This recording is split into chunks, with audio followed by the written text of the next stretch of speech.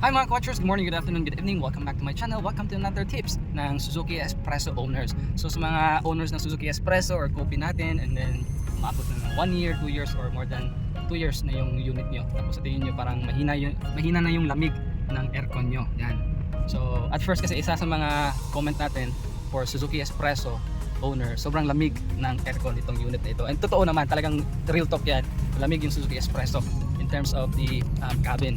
Pero sa mga owners dyan na hindi na na-experience yung lamig, tapos nagiging nilalagay nyo na sa number 2, number 3 para ma-maintain yung lamig na hinahanap nyo. So tip ko mga ka-watchers, no, sa mga possible reasons but mahina na yung lamig, try nyo linisan yung cabin filter.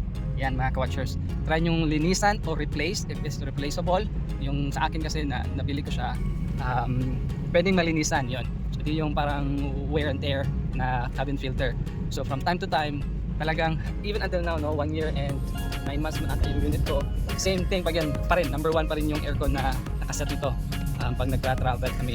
Pero pag matirik yung araw, so number 2, and then maintain pa rin yung lamig kasi from time to time parati kong nililinisan yung cabin filter ko. One time, ito yung experience ko kasi hindi ko pa siya na-discover. So tarang nag-wonder ako, bakit every time na nag-PPMS ako, bumabalik yung lamig niya. Yun. So if you're able to experience that, then this is the answer. So every time what do you call this? Nag-PPMS ako, bumabalik yung lamig ni Espresso. So I think may ginagalaw sila doon sa loob ng engine.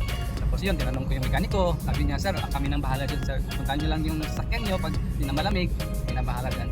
So yun, and then such time, naalala ko, yung cabin filter pala. So nawala na yung lamig bigla.